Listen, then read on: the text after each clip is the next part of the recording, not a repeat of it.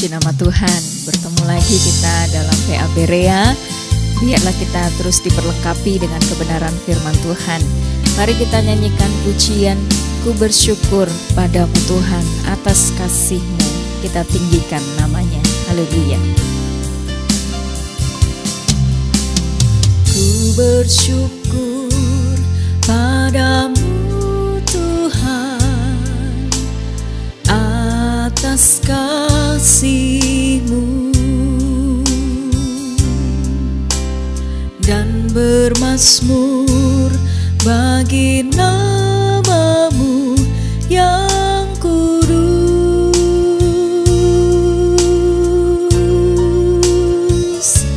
Sebab Engkau kebenaranku, padamu ku percaya.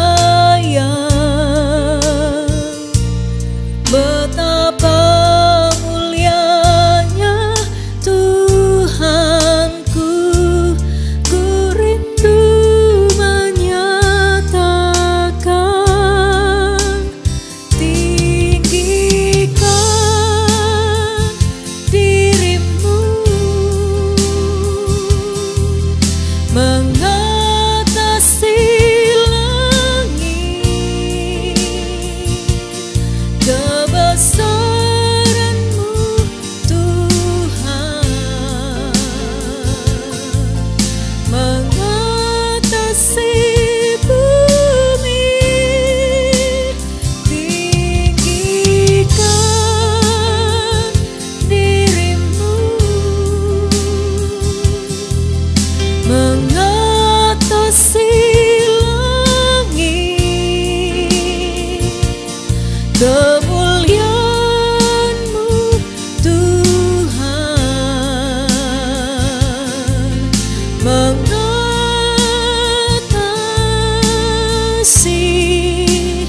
bumi.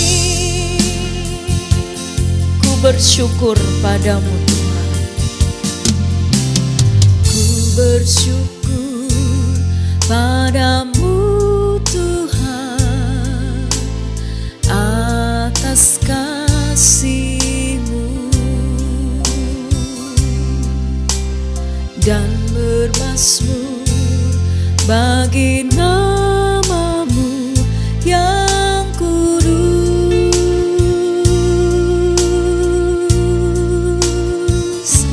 Sebab Engkau kebenaranku, padamu ku percaya.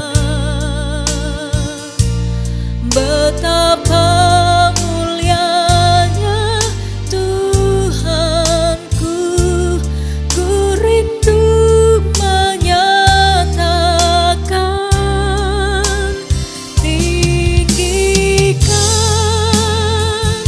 dirimu mengatasi langit, kebesaran-Mu Tuhan mengatasi bumi. Tinggikan dirimu mengatasi langit, kemuliaan-Mu Tuhan mengatasi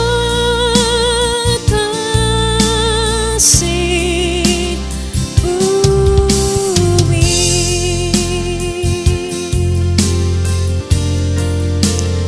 Haleluya, haleluya. Terpujilah Engkau Allah yang maha tinggi, Allah yang maha kudus.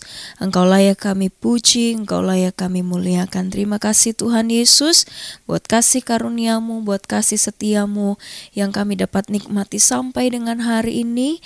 Kami ada dalam keadaan yang baik, kami ada dalam keadaan yang sehat. Tuhan, kami mengucap syukur buat kemurahan-Mu. Dan terima kasih juga untuk kesempatan saat ini. Kami mau dengar lagi kebenaran firman-Mu. Kami mau terus lagi diperlengkapi Tuhan dengan pengetahuan akan firman-Mu. Mari Roh Kudus menolong kami semua, supaya Tuhan kami diberikan pengertian dan pemahaman akan firman-Mu ya Tuhan. Biar kiranya Tuhan Yesus Engkau mau puaskan setiap kerinduan hati kami, untuk kami lebih lagi mengenal pribadi Tuhan. Terima kasih Tuhan, Tuhan menolong hamba-Mu yang akan menyampaikan kebenaran firman-Mu. Biarlah hamba-Mu tinggal dalam urapan Roh Kudus, hikmat Allah ada atas kehidupan hamba-Mu, dan urapan yang sama atas setiap kami yang mendengarkan, sehingga kami boleh sama-sama menerima berkat daripada Tuhan. Terpujilah nama-Mu Bapa yang baik. Kami naikkan doa kami ini dalam nama Tuhan Yesus Kristus, kami mengucap syukur. Haleluya. Amin. Puji Tuhan. Mari kita sama-sama nyanyikan pujian bahwa Tuhan juga gunung batuku. Biarlah kita nyatakan kepercayaan kita kepada Tuhan. Haleluya.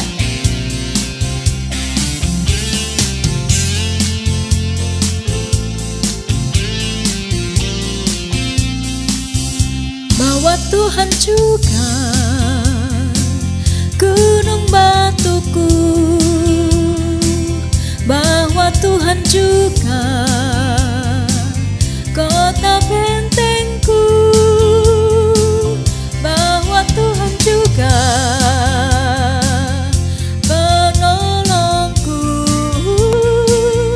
Dia itu Allahku dan gunung batuku.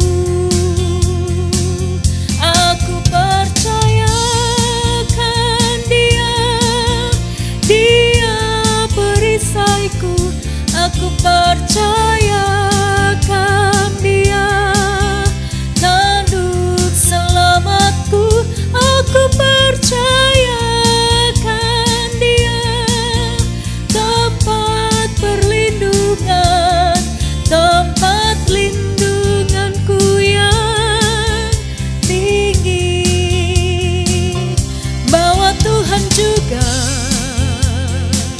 gunung batuku, bahwa Tuhan juga kota bentengku, bahwa Tuhan juga penolongku, yaitu Allahku dan gunung batuku. Aku percayakan Dia, Dia perisaiku. Aku percayakan Dia, tanduk selamatku. Aku percayakan Dia, tempat perlindungan, tempat lindunganku yang tinggi. Aku percayakan Dia, Dia perisaiku. Aku percayakan Dia, tanduk selamatku. Aku percayakan Dia, tempat perlindungan, tempat lindunganku yang tinggi. Haleluya, puji Tuhan.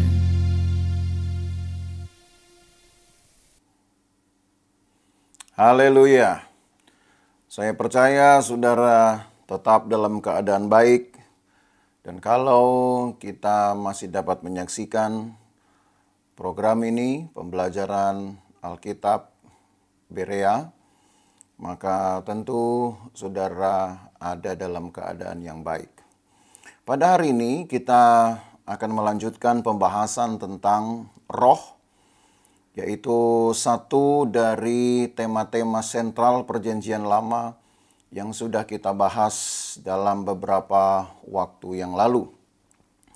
Hanya supaya jangan terlampau banyak materi ajar dari pelajaran tentang roh ini, Maka pada pembahasan kita malam hari ini, kita hanya akan memusatkan perhatian pada pekerjaan Allah, pekerjaan roh Allah itu, dan cara beroperasinya. Mengapa? Karena kalau kita bicara tentang pribadi dari roh Allah itu sendiri, maka itu baru muncul di dalam perjanjian baru melalui tulisan Yohanes ketika dia memperkenalkan tentang oknum roh itu. Dan saudara bisa membacanya dalam 3 pasal, mulai dari Yohanes pasal yang ke-14 sampai pasal yang ke-16. Dan juga ketika roh itu dialami manifestasinya, sebagaimana yang dapat kita ketahui dari catatan Lukas di dalam Kisah Para Rasul pasal yang kedua. Untuk memahami tentang roh ini, tentu kita harus menggunakan definisi dari kata Ibrani yang digunakan sebagai banyak bahasa tulisan dari pewahyuan bagi umat Tuhan itu maupun bagi kita.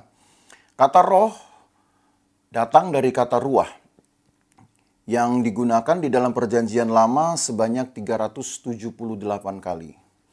Dan kata ini mempunyai arti nafas atau angin. Tetapi sebenarnya saudara, kata ini sendiri adalah kata kerja yang berarti bernafas dengan keras melalui hidung. Sebab konotasi yang ingin diangkat dari definisi ini adalah ada satu sifat atau kekuatan dari roh ini yang bersifat merombak. Jadi dengan kata lain, saudara, yang ingin ditekankan dari kata ruah ini adalah kekuatan misteriusnya. Mari kita melihat 2 ayat di dalam perjanjian lama. Yang pertama di dalam kitab Keluaran pasal 10 ayat 13. Yang akan membawa kita kepada satu pemahaman tentang misteriusnya kekuatan dari roh ini atau dari ruah ini dalam kata bahasa Ibraninya. Keluaran pasal 10 ayat yang ke-13 ditulis begini. Lalu Musa mengulurkan tongkatnya ke atas tanah Mesir, dan Tuhan mendatangkan angin timur melintasi negeri itu sehari-harian dan semalam-malaman. Dan setelah hari pagi, angin timur membawa belalang. Jadi yang ingin diungkap dari kalimat ini, tadi saya katakan kekuatan misteriusnya dari kata roh itu adalah bahwa angin, kalau dalam terjemahan kita di dalam ayat ini ditulis dengan kata angin. Angin timur itu yang melintasi itu semalam-malaman bahkan sehari-harian itu membawa belalang. Dan saudara tentu tahu ceritanya karena cerita ini adalah kehendak Tuhan atas Mesir untuk menghukum Mesir karena ketegaran hati Firaun sebab tidak juga mengizinkan orang Israel untuk keluar dan berangkat menuju padang gurun untuk dapat bersekutu dengan Tuhannya. Ya, jadi yang ingin ditekankan sekali lagi dari ayat ini, karena yang kita pelajari tentang roh atau ruah ini adalah memahami dulu kekuatannya. Kekuatan, jadi roh ini punya kekuatan, saudara.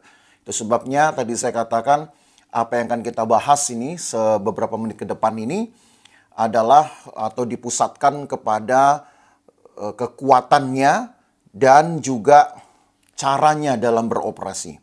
Kekuatannya menghasilkan satu pekerjaan dan caranya beroperasi.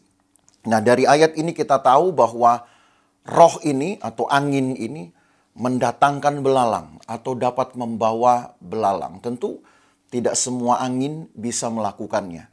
Bahkan angin sekeras apapun, angin sekuat apapun dengan skala tofan atau tornado belum tentu dapat membawa belalang seperti di dalam cerita ini. Kalau membawa puing-puing, tentu itu kekuatan angin yang umum, tetapi itu bersifat menghancurkan. Sedang yang mau diangkat dalam ayat ini bukan berarti belalang-belalang ini kemudian menjadi hancur tercerai-berai akibat dari sapuan angin itu, tetapi belalang ini memang secara teratur Tuhan datangkan untuk menyusahi orang-orang Mesir. Jadi ada perbedaan, saudara, itu yang ingin ditekankan. Yang kedua, di dalam Ayub pasal 21. Ayub pasal 21 kita juga akan melihat tentang kekuatan dari roh ini, dari ruah ini. Ayub pasal yang ke-21 ayat yang ke-18 tertulis demikian.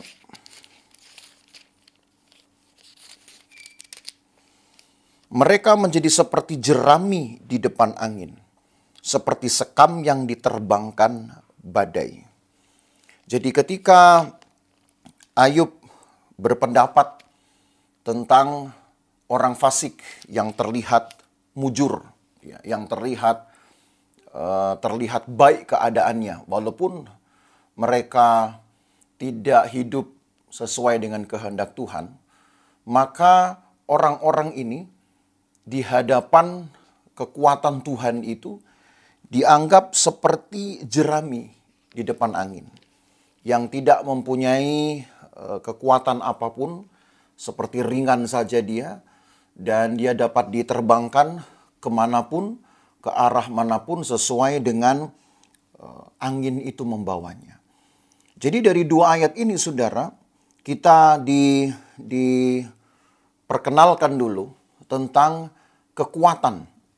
Jadi supaya kita tahu bahwa roh itu punya kekuatan. Tentu yang kita bicara ini adalah roh Allah. Tapi di dalam pembahasan kita hari ini, saya akan bawa saudara juga untuk melihat aspek dari manusianya. Yaitu maksud saya roh yang ada pada manusia itu. Roh Allah tetapi yang ada juga pada manusia. Tapi lagi sekali kita belum membahas tentang pribadi roh ini. Karena nanti di dalam perjanjian baru ada tema-tema lagi yang akan kita bahas. Dan disitulah kita akan membahas secara rinci tentang pribadi dari oknum roh ini. Jadi hari ini kita fokus dulu kepada kekuatannya yang menghasilkan pekerjaan-pekerjaan besar, pekerjaan hebat, dan juga caranya beroperasi. Jadi supaya ada perbedaan antara roh itu dengan sekedar angin saja. Sekalipun tadi di dalam definisi, saudara dapati bahwa roh itu juga dapat ditulis dengan angin, ya, atau nafas. Sesuatu yang tidak terlihat seperti hembusan, tapi sebenarnya kata roh berasal dari kata ruah tadi, itu adalah nafas yang keras, hembusan yang keras. Ya. Jadi kita perlu tahu tetap ada perbedaan, saudara. Apa yang datang dari Allah dan yang juga merepresentasi Allah sendiri, menggambarkan Allah sendiri, hakikat Allah, walaupun kelihatan hampir sama dengan fenomena-fenomena umum, tapi tetap mempunyai perbedaan. Baik, nah roh ini, saudara, sekalipun tadi kita sudah dibawa kepada pemahaman akan kekuatan misteriusnya. Tapi di saat bersamaan tetap juga mengisyaratkan atau memperlihatkan satu kepatuhannya di dalam pengawasan Allah sendiri. Ya. Jadi bukan berarti seperti angin yang dapat menyebabkan sesuatu dan lebih banyak menyebabkan kerusakan. Tidak demikian dengan roh. Sekalipun roh diterjemahkan juga dengan kata angin, tetapi roh tidak pernah menyebabkan kerusakan, saudara. Itu sebabnya mari kita lihat Mazmur pasal 104. Dari ayat inilah kita tahu bahwa roh yang dimaksud ini, roh Allah tentunya, tetap berada di bawah kendali Allah. Walaupun dia bisa berbuat sesuatu dengan hebat, tetapi berbeda dengan angin di dalam definisi yang kita tahu, dalam definisi yang umum, angin punya kekuatan tetapi bisa menghancurkan. Roh tidak demikian. Dia melakukan apa yang menjadi kehendak Allah tentunya. Dan dalam Mazmur 104, Mazmur 104 ayat yang keempat tertulis begini. Yang membuat angin sebagai suruhan-suruhanmu dan api yang menyala sebagai pelayan-pelayanmu. Nah, ungkapan Mazmur ini jelas sudah, saudara, bahwa walaupun kata angin Ya, lagi-lagi kita jumpai kata angin di dalam Mazmur 104 ayat 4 ini, tetapi dalam bahasa Ibraninya digunakan kata ruah. Maka roh ini pun, ataupun disebut dengan angin, itu berada di bawah kendali Tuhan, di bawah pengawasan Tuhan, karena disebut sebagai suruhan. Ya, jadi bukan hanya masalah penerjemahan saja, saudara, yang kita bahas sebetulnya hari ini, tetapi lebih kepada esensinya. Sebab tadi saya katakan, walaupun roh yang diangkat berdasarkan ayat-ayat yang kita baca mengungkapkan kekuatan misteriusnya, dan memang di dalam bahasa Indonesia lebih banyak juga diterjemahkan dengan kata angin, tapi saudara harus bisa membedakan roh dengan angin itu sendiri. Walaupun sama-sama punya kekuatan, tapi kekuatan dari roh tidak sama dengan kekuatan yang dihasilkan oleh angin atau fenomena-fenomena yang sama, yang mempunyai kekuatan. Ya. Mereka bisa menghancurkan, bisa merusak. Tapi roh, kekuatannya menghidupkan dan menyelamatkan. Dan itu nanti akan kita bahas sepanjang beberapa menit ke depan. Ayat yang kedua, mari kita lihat di dalam Amos pasal 4. Amos pasal 4. Di dalam ayat ini juga akan terlihat satu bukti tentang kendali roh ini. Kendali Allah terhadap roh ini. Amos pasal 4 ayat yang ke-13 tertulis, sebab sesungguhnya Dia yang membentuk gunung-gunung dan menciptakan angin, yang memberitahukan kepada manusia apa yang dipikirkannya, yang membuat fajar dan kegelapan dan yang berjejak di atas bukit-bukit bumi, Tuhan Allah semesta alam, itulah namanya. Kita ketemu lagi dengan kata Dia yang membentuk gunung-gunung dan menciptakan angin. Kata menciptakan itu menunjukkan bahwa roh itu ada untuk melakukan perintah Allah. Ya, ada untuk melakukan pekerjaan-pekerjaan Allah atas keinginan Allah sendiri. Karena roh yang kita bahas ini tentu adalah roh Allah juga. Nah, di dalam pemakaiannya untuk manusia, saudara, roh akan mengungkapkan segi psikologisnya. Yaitu satu dorongan hati yang kuat atau yang menggambarkan watak seseorang. Ya, jadi ketika roh dihubungkan atau dibicarakan di dalam sisi kemanusiaan, di dalam hidup kita juga ada roh. Dan kita tahu manusia terdiri juga atas roh, selain dari jiwa dan juga tubuh, kita juga punya roh. Dan roh itu adalah dalam aspek psikologisnya, itu adalah atau menghasilkan dorongan hati yang kuat, saudara. Dan perlu saudara tahu lebih rinci, sebab dorongan hati di sini bukannya sekedar perasaan atau keinginan sesaat, ya, tetapi sesuatu yang datang atau digerakkan oleh Tuhan juga. Karena yang punya manusia adalah Tuhan, dan nanti kita akan bahas selanjutnya bahwa yang membuat manusia disebut sebagai makhluk hidup itu juga adalah roh Tuhan. Ya, jadi aspek psikologisnya ini bukan berarti sama hanya dengan sekedar satu perasaan-perasaan tertentu saja atau satu dinamika emosional. Tidak, sudah. Itu sebabnya kita perlu juga melihat beberapa ayat, saudara, karena 3 hal terungkap sebenarnya dari aspek psikologis manusia ini ketika roh dibicarakan di dalam diri manusia. Yang pertama adalah bahwa roh itu memastikan jenis perbuatan dari manusia itu. Ya, memastikan jenis perbuatan dari manusia itu. Mari kita lihat Keluaran pasal 35. Keluaran pasal 35. Jadi ada satu jenis perbuatan yang unik, saudara. Dan itu datang dari roh. Keluaran pasal 35 ayat yang ke-21 tertulis demikian. Keluaran 35 ayat 21.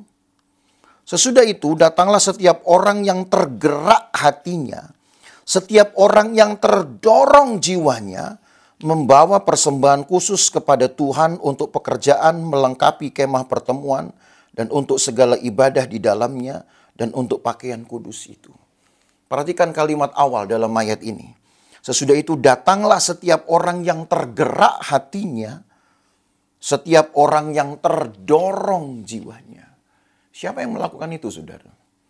Yang berhasil, yang bisa menggerakkan hati dan menggerakkan jiwa. Manusia sendiri pun mungkin lebih banyak enggan. Kalaupun dengan suara hatinya, dia mencoba untuk mengontrol perilakunya, maka suara hati itu pun seringkali masih dipengaruhi dengan hal yang lain.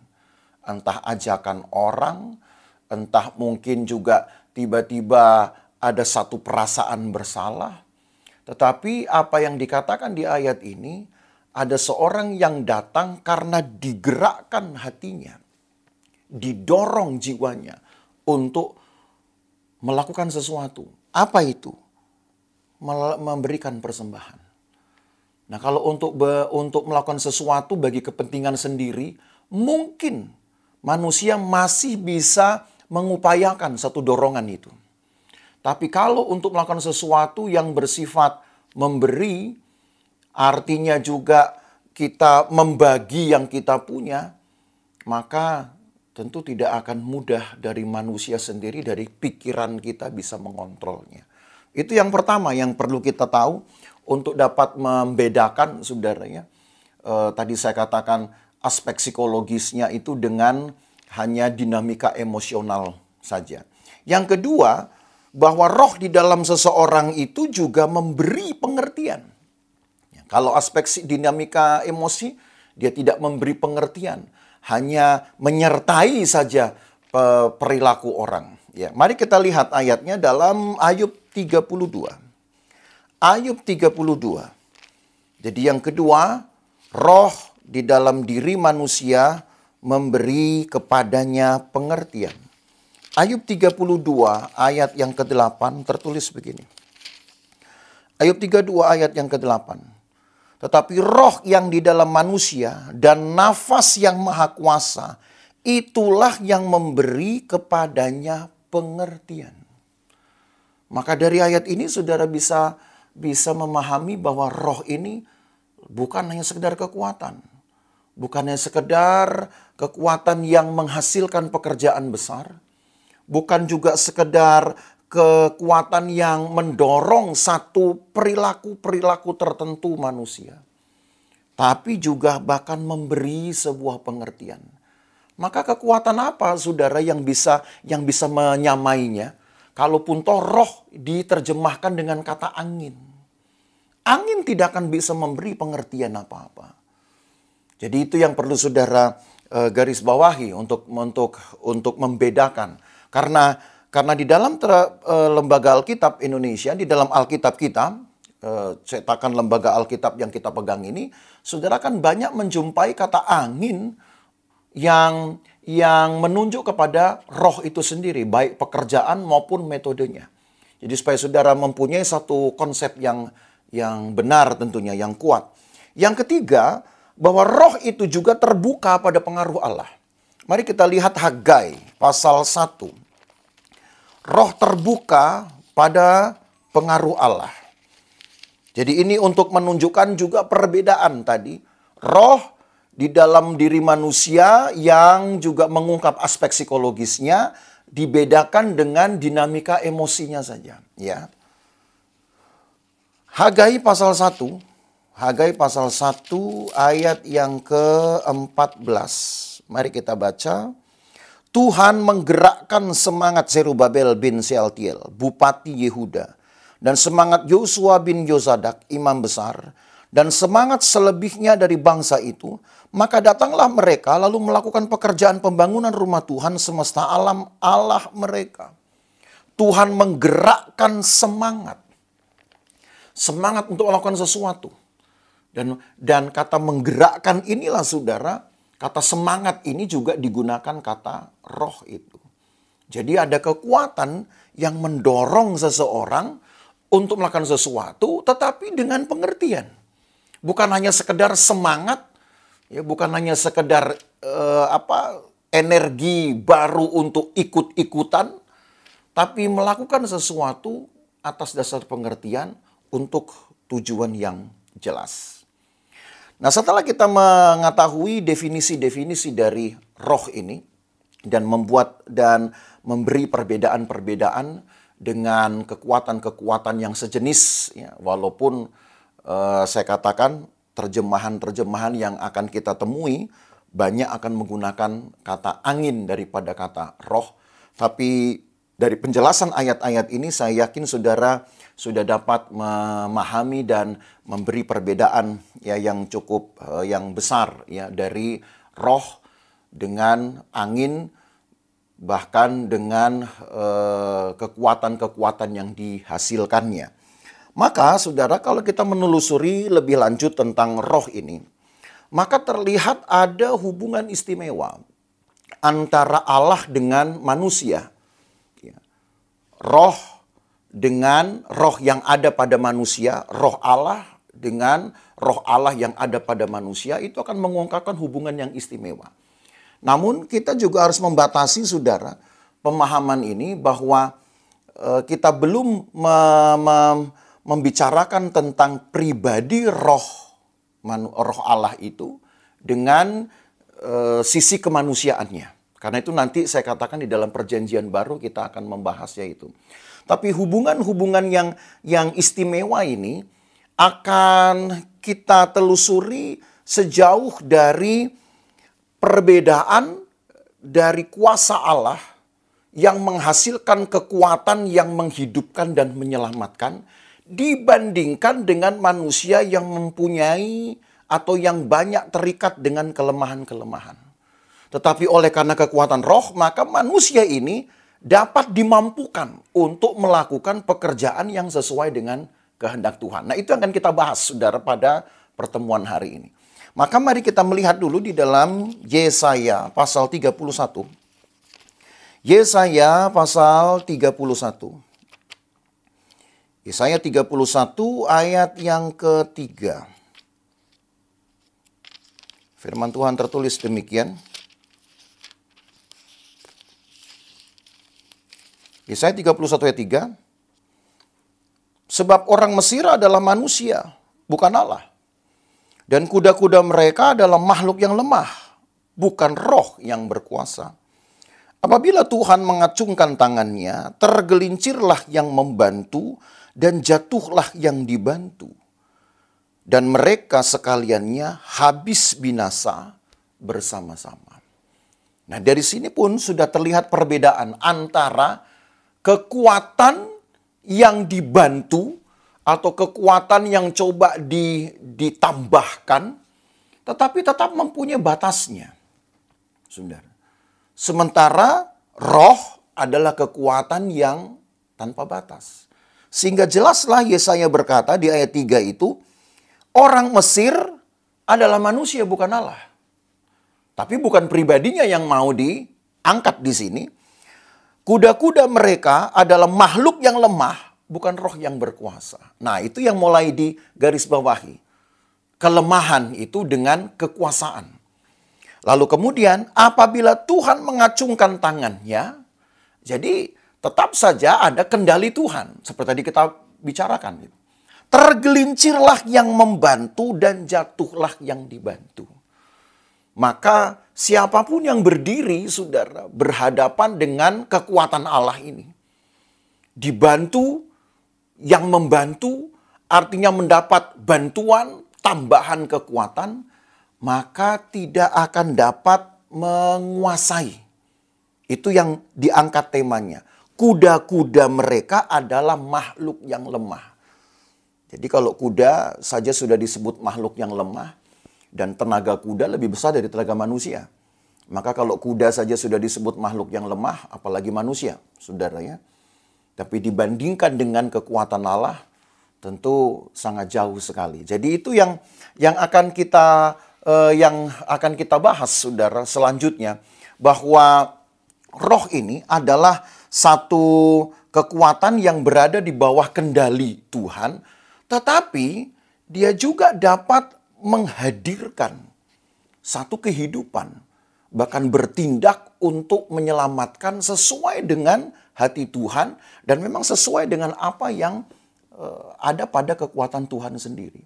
Sehingga penggambaran lain kalau kita melihat di dalam kitab Pengkhotbah pasal 12 ayat 7 misalkan.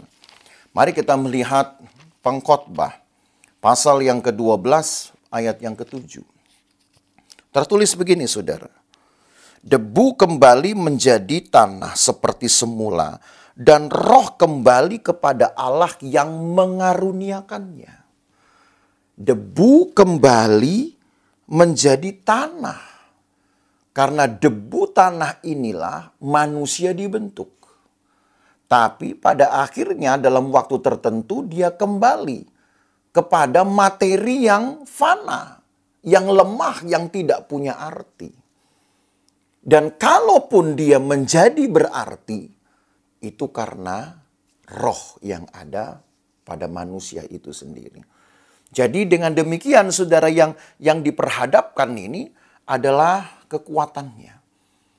Seberapa besar pun kekuatan yang manusia punyai, bahkan ditambahkan pun dengan kekuatan-kekuatan dari orang lain atau dari apa saja, dia tetap mempunyai waktu untuk menjadi lemah.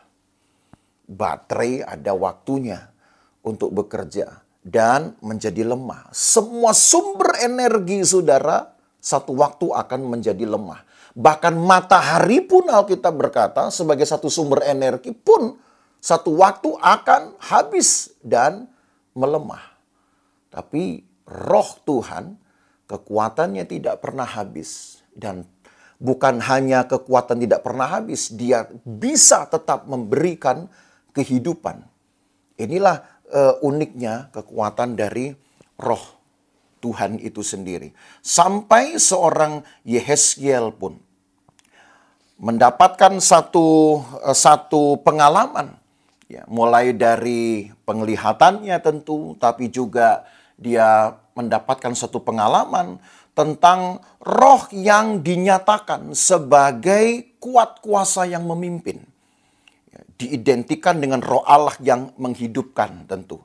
Dan nanti kita akan bahas itu pada beberapa menit ke depan. Tapi saya ingin saudara lihat dulu bersama-sama dengan saya tentu perkembangan tentang pemahaman manusia di sepanjang sejarah Alkitab ini tentang roh di dalam Perjanjian Lama.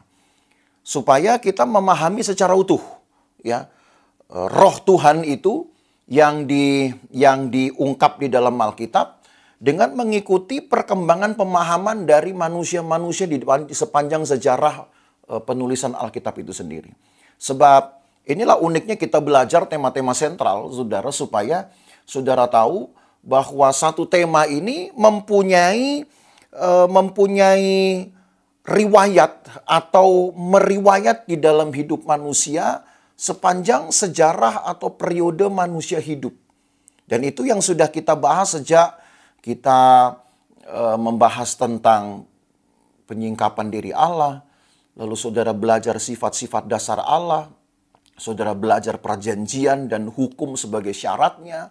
Lalu kemudian ada ibadah, ada etika, ada hikmah, ya, ada kesalehan, ada pengharapan. Dan itu semua selalu punya sejarah pemahaman dan sejarah dari pekerjaannya. Begitu juga dengan roh. Maka kita akan menelusuri 3 periode besar, saudara, di dalam Perjanjian Lama ini.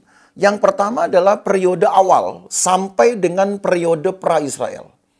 Lalu yang kedua, periode Israel, periode pra-Israel sampai dengan periode Tanah Perjanjian. Dan yang ketiga, periode Tanah Perjanjian ini sampai kepada pembuangan. Ya, atau periode setelah orang Israel memasuki pemerintahan, kerajaan, sampai kepada masuk masa pembuangan mereka.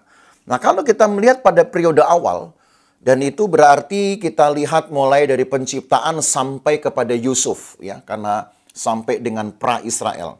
Maka pemunculan roh yang pertama atau penggunaan roh ini ada pada Kejadian 1 ayat 2. Mari kita melihat Kejadian 1 ayat 2. Saudara tentu tahu cerita ini tentang akibat satu kekuatan yang mengakibatkan penciptaan itu berubah kemudian. Lalu ada prakarsa Allah dan di dalam rohnya, melalui rohnya dia mengambil satu tindakan. Dan kita lihat Kejadian 1 ayat 2. Bumi belum berbentuk dan kosong. Gelap gulita menutupi samudra raya dan roh Allah melayang-layang di atas permukaan air. Nah, saudara perhatikan, kata roh Allah, ruah Elohim, ya, roh Allah melayang-layang di atas permukaan air. Dan itu menunjukkan bahwa ada hubungan antara Allah dengan ciptaan. Sehingga ketika ciptaannya berubah keadaannya oleh karena satu kekuatan jahat, maka roh itu diperintahkannya untuk melakukan pengawasan, melakukan kontrol, saudara.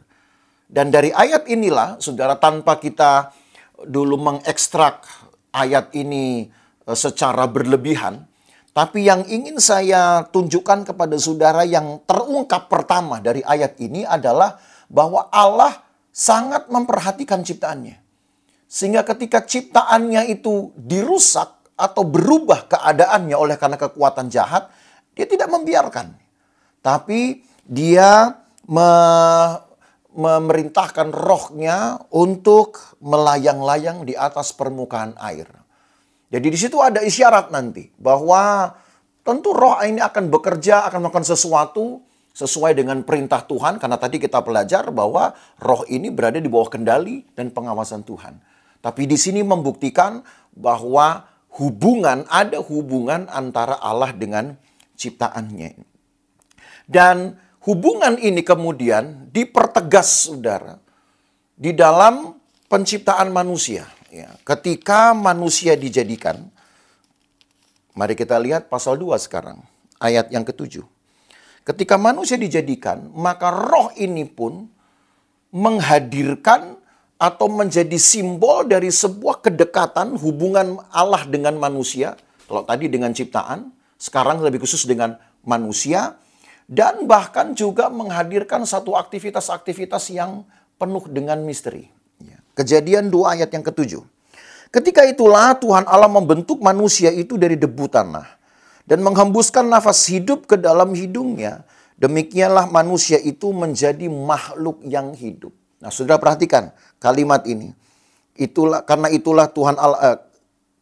Ketika itulah Tuhan Allah membentuk manusia dari debu tanah, menghembuskan nafas hidup. Kata nafas disinilah yang digunakan juga dengan kata ruah itu. Menghembuskan nafas hidup itu. Dan nafas ini bukan hanya membuat manusia hidup, tetapi membuat manusia juga dapat melakukan satu aktivitas-aktivitas untuk Allah. Karena pada dasarnya roh itu sendiri juga ada di bawah kendali Allah. Dan itu sudah kita bahas tadi, ya. Jadi hubungan ini, saudara, yang memungkinkan kemudian manusia dekat dengan Allah. Roh bukan hanya memberi kita hidup, tapi memungkinkan juga kedekatan. Bahkan memungkinkan juga membuka sebuah kesempatan untuk berbuat sesuatu, melakukan aktivitas-aktivitas yang unik di hadapan Tuhan atau untuk Tuhan. Maka bersyukurlah kita hidup dengan roh Tuhan ini, saudara. Dan hubungan itu, hubungan kedekatan dan aktivitas-aktivitas misterius itu, pada akhirnya mencapai satu puncak dari pengalaman yang baru, dan pengalaman yang mengejutkan memang, saudara. Kalau kita melihat di pasal 6 ayat yang ketiga. Di pasal 6 ayat yang ketiga, saudara akan melihat sebuah peristiwa yang lain memang ini. Tetapi setidaknya pada masa-masa sebelumnya sudah ada satu penggambaran tentang kekuatan hubungan ini. Kejadian 6 ayat yang ketiga tertulis, Berfirmanlah Tuhan, rohku tidak akan selama-lamanya tinggal di dalam manusia, karena manusia itu adalah daging, tetapi umurnya akan 120 tahun saja. Manusia itu daging, lalu umurnya hanya 120 tahun saja. Angka ini adalah angka yang sudah dibatasi, berbeda dengan hidup manusia sejak dari ketika manusia pertama dihembuskan nafas hidup. Maka saudara, dari data ini kita tahu, ada satu waktu di mana Allah harus membatasi hubungan. Dari hubungan yang tanpa batas, dan memang itu yang ingin diangkat. Roh itu memberikan kita, memungkinkan kita satu kedekatan hubungan. Tapi rupanya oleh karena satu kesalahan, hubungan itu harus dibatasi sehingga hidup manusia dipersingkat. Dan ini tentu menjadi satu kerugian, saudara. Tetapi setidaknya, saudara, kita mendapat sebuah perenungan bahwa kalau kita ingin menjalin satu kedekatan dengan Tuhan, hal itu mungkin dan bisa karena ada Roh Allah. Maka sekarang tinggal bagaimana kita dapat mengupayakan hubungan itu berlangsung lebih lama dari apa yang tadi kita baca di dalam Kejadian 6. Berarti ada perilaku-perilaku yang sudah tidak Allah kehendaki atau yang berlawanan dengan keinginan roh itu sendiri. Nah, ketergantungan inilah saudara yang sepanjang penulisan kitab Kejadian ini diceritakan dari riwayat ke riwayat orang-orang pilihan Tuhan, sampai akhirnya kalau saudara melihat kepada kehidupan Yusuf, dari segelintir orang yang mungkin pada akhirnya mampu untuk menjaga hubungan ketergantungan dengan Tuhan adalah Yusuf. Di Kejadian 41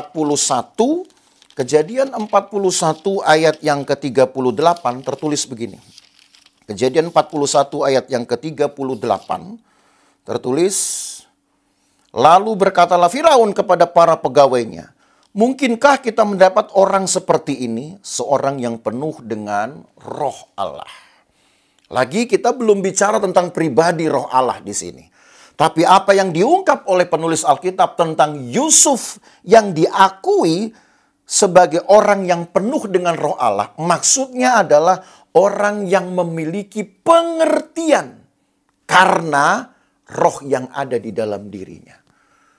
Kebijaksanaan sehingga kehidupannya menyenangkan, menjadi berkat, dan itulah cerita yang diangkat saudara di dalam kitab Kejadian, khususnya di dalam episode tentang Yusuf ini. Jadi dari periode pertama saudara kita lihat pencerita Alkitab berusaha untuk mengangkat satu tema dari roh ini, roh yang ada pada manusia yang juga mengisyaratkan adanya aspek psikologis. Tetap bedanya ini bukan atau tidak sama dengan dinamika emosi biasa saja. Tetapi yang diangkat adalah ketergantungan kita dengan Tuhan.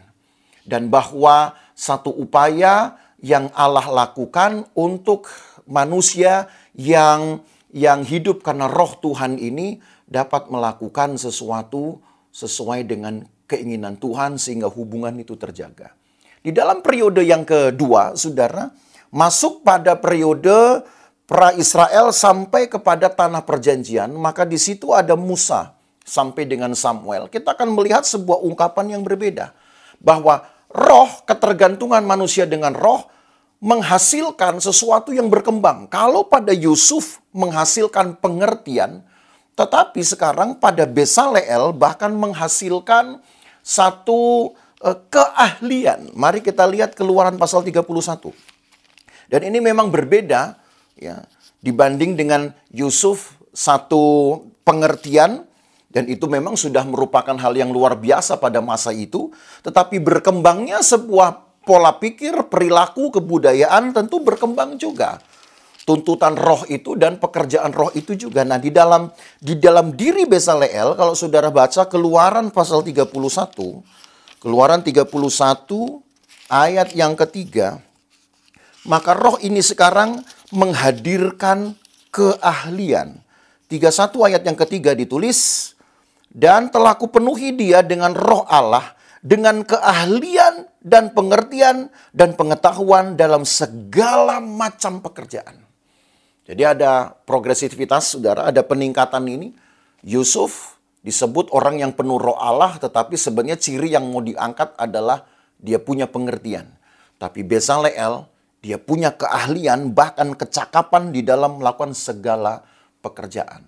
Tapi ini sebenarnya mata rantainya adalah bahwa roh Allah yang ada pada kita itu akan menghasilkan satu perilaku atau pekerjaan yang unik. Yang nanti kita akan sebut dengan kata kepercayaan. Ya, kepercayaan Allah. Jadi hubungan terjaga, dan kalau kita jaga hubungan dengan baik, maka Allah akan mempercayakan banyak hal. Kita belum bahas lagi sekali tentang pribadi roh Allah di sini. Sampai kemudian untuk Musa sendiri, Musa pun diberi sebuah ukuran khusus ya dalam kepemimpinannya. Kalau kita baca Bilangan pasal yang ke-11. Jadi bukan hanya kepada Bezaleel, karena Bezaleel memang mengurusi pembangunan kemah pertemuan, kemah suci. Maka perlu diberikan keahlian. Tapi kepada Musa sendiri bukan dia tertinggal, saudara, tapi juga sebagai pemimpin umat, dia diberikan sebuah ukuran khusus dari roh itu, kecakapan untuk memimpin, ya, atau untuk memutuskan perkara, seperti di dalam Bilangan pasal yang ke-11. Mari kita melihat Bilangan pasal yang ke-11, ayat yang ke-17. Bilangan 11 ayat yang ke-17 tertulis begini. Maka aku akan turun dan berbicara dengan engkau di sana. Lalu sebagian dari roh yang hinggap padamu itu akan kuambil dan kutaruh atas mereka. Maka mereka bersama-sama dengan engkau akan memikul tanggung jawab atas bangsa itu. Jadi tidak usah lagi engkau seorang diri memikulnya. Jadi ada kecakapan di dalam kepemimpinan Musa. Dan Musa pun dapat mempercayakan orang-orang yang juga mempunyai kecakapan yang sama, bahkan dilengkapi dengan roh yang juga ada pada Musa. Jadi luar biasa Bapak Ibu Saudara. Ini bukan roh yang ditransfer. Jadi jangan sampai kita mempunyai istilah-istilah yang kebablasan. Bukan roh yang kemudian dibagi-bagi. Bukan, tetapi Allah yang bekerja, yang juga menaruh roh kepada orang-orang yang dipilih Musa ini dengan roh yang sama yang ada pada Musa juga. Bukan roh itu berarti ditransfer ya. Kalau transfer hanya uang saja yang bisa dilakukan, saudara. Maka sampai kepada zaman hakim-hakim, periode hakim-hakim, roh ini pun mengizinkan sebuah pekerjaan yang luar biasa, yang bahkan pada masa itu kita sebut sebagai pengalaman luar biasa ketika Alkitab menuliskan begini. Ada beberapa kali disebut, tetapi cukup bagi kita membaca dalam pasal ketiga saja. Hakim-hakim pasal 3 ayat 10. Hakim-hakim pasal 3 ayat 10 tertulis, Hakim-hakim 3 ayat 10, roh Tuhan menghinggapi dia dan ia menghakimi orang Israel. Ia maju berperang, lalu Tuhan menyerahkan Kusyan Rishyataim, Raja Aram, ke dalam tangannya, sehingga ia mengalahkan Kusyan Rishyataim. Roh Tuhan menghinggapi dia, dan ia menghakimi orang Israel. Dan ini sebuah kepemimpinan yang lebih dahsyat lagi, saudara, sehingga ketika roh Tuhan turun atas pribadi hakim yang dipilih, yang ditunjuk oleh Tuhan, maka hakim itu bertindak melepaskan Israel. Tidak ditulis hakim ini harus datang dari seorang anggota militer atau mempunyai kecakapan khusus.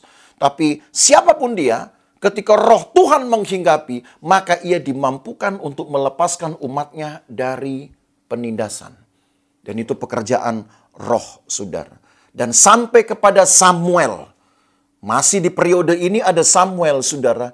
Dan melalui teks di dalam 1 Samuel pasal 10, saudara akan melihat di sana satu perkataan Samuel kepada Saul ketika dia mengurapi Saul sebagai raja. Mari kita lihat 1 Samuel pasal yang ke-10, ayat yang ke-6.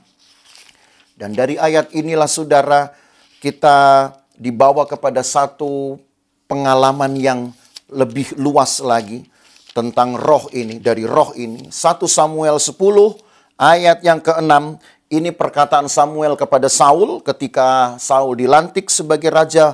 Maka roh Tuhan akan berkuasa atasmu. Engkau akan kepenuhan bersama-sama dengan mereka. Dan berubah menjadi manusia lain. Dan itu digenapi di ayat 10. Saudara baca ayat ini selanjutnya. Saudara akan tahu bahwa roh Tuhan dapat memenuhi seorang manusia dan menjadikannya manusia yang lain. Lainnya seperti apa? Tentu manusia yang dapat melakukan apa yang Allah kehendaki. Hanya sayangnya dalam cerita selanjutnya Saul tidak dapat mempertahankan hal itu. Tetapi Daudlah yang bisa, sehingga sama seperti kepada Saul, Samuel juga mengucapkan hal yang senada, saudara, tapi responnya beda. Mari kita lihat 2 Samuel pasal 23. 2 Samuel pasal 23 ayat yang kedua. 2 Samuel pasal 23 ayat yang kedua tertulis, Roh Tuhan berbicara dengan perantaraanku, firman-Nya ada di lidahku, dan seterusnya, saudara. Pengalaman yang Daud alami berbeda dengan Saul. Apa yang Daud terima dari Tuhan, dia jaga itu sehingga kepercayaan. Nah, itu tadi yang saya katakan. Kepercayaan yang Tuhan beri kepada Daud jelas lebih dari apa yang Saul terima. Nah, pada periode ketiga, masuk kepada periode sampai masa pembuangan. Maka disitulah saudara dapat lihat munculnya nabi-nabi. Ya, nabi-nabi mulai dari Samuel tentu sebagai nabi yang disebut juga nabi yang pertama.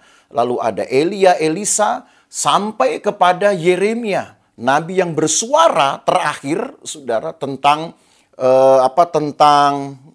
pembuangan orang Israel. Dan nanti di episode berikutnya, Senin yang akan datang, saudara akan belajar tentang nubuat. Tapi hari ini, roh yang ada pada nabi-nabi ini akan bersuara untuk membangun harapan Israel tentang adanya kemurahan Allah yang berkelimpahan. Seperti Yehezkiel. Ketika Yehezkiel bersuara tentang roh yang akan membaharui orang Israel ini, membaharui hati mereka, membaharui cara mereka untuk melakukan hukum-hukum Tuhan, maka akan ada kemurahan Tuhan yang sangat berkelimpahan. Dan itu digambarkan seperti sungai, saudara, yang arusnya makin lama makin tinggi. Ya, ukurannya makin lama makin tinggi. Dari mata kaki sampai kemudian tidak dapat lagi diarungi kecuali hanya dengan berenang saja. Dan itu menunjukkan sebuah kemurahan yang berlimpah. Dan dalam perjanjian baru nanti kita akan tahu apa yang diucapkan oleh wanita Samaria di bibir sumur itulah menjadi satu harapan juga baginya. Dan Yesus pun kemudian memberikan kelimpahan yang sama yang sebenarnya sudah disuarakan oleh Yehezkiel. Dan kepada wanita itulah nanti kita akan belajar ketika kita masuk dalam perjanjian baru. Dari dalamnya akan mengalir mata air kehidupan. Jadi roh betul-betul memberi kehidupan. Roh memang punya kekuatan. Walaupun di dalam terjemahan Indonesia sering dipakai kata angin, tapi kekuatan angin berbeda dengan kekuatan roh. Kekuatan roh menghidupkan, kekuatan roh menyelamatkan. Kekuatan roh akan membawa kita dekat dengan Tuhan dan mengupayakan satu perilaku yang menyenangkan hati Tuhan. Maka senangkan hati Tuhan, saudara. Dalam hidup kita ada roh Tuhan. Tapi jangan sampai seperti Saul yang tidak mengindahkan, tidak menjaga roh Tuhan. Maka baiklah kita menjaga roh Tuhan dalam hidup kita. Sehingga kita dapat kepercayaan dari Tuhan untuk melakukan segala sesuatu yang mendatangkan kemuliaan bagi namanya juga. Tuhan memberkati, mari kita berdoa. Terima kasih Tuhan untuk firman Tuhan hari ini. Kami belajar lagi tentang roh Tuhan sendiri. Kami memang belum membahas tentang pribadi-Mu Tuhan. Tapi yang kami bahas tentang kekuatan Allah ini sudah merupakan hal yang luar biasa. Engkau yang memberikan kehidupan. Di dalam roh itu Engkau memungkinkan sebuah kedekatan hubungan antara kami dengan Engkau. Karena memang Engkau ingin kami dekat dengan Engkau. Dan itu sebabnya kami diberikan roh. Hidup kami ada karena roh, supaya kami hidup untuk dekat dengan Tuhan. Dan selanjutnya mengejar kepercayaan Tuhan, supaya hidup kami dapat menghidupkan orang lain, dapat memberi hidup Kristus bagi orang lain. Karena dalam hidup kamilah kehidupan itu ada. Terima kasih banyak Tuhan, memberkati umat-Mu dimanapun mereka berada. Dan buatlah kami selalu bersukacita karena Tuhan, karena hidup kami ada dalam Tuhan. Dan kami tahu sekarang bahwa roh yang ada pada kami lebih besar dari kekuatan manapun. Hidup kami memang penuh dengan kelemahan. Tapi kalau roh Tuhan kami jaga, maka kami dapat melakukan segala perkara tentu dengan kekuatan Tuhan. Juga pada akhirnya untuk kemuliaan Tuhan saja. Terima kasih banyak Tuhan Yesus. Kami akhiri ibadah pembelajaran Alkitab kami pada hari ini. Dalam nama Tuhan Yesus Kristus. Haleluya. Amin.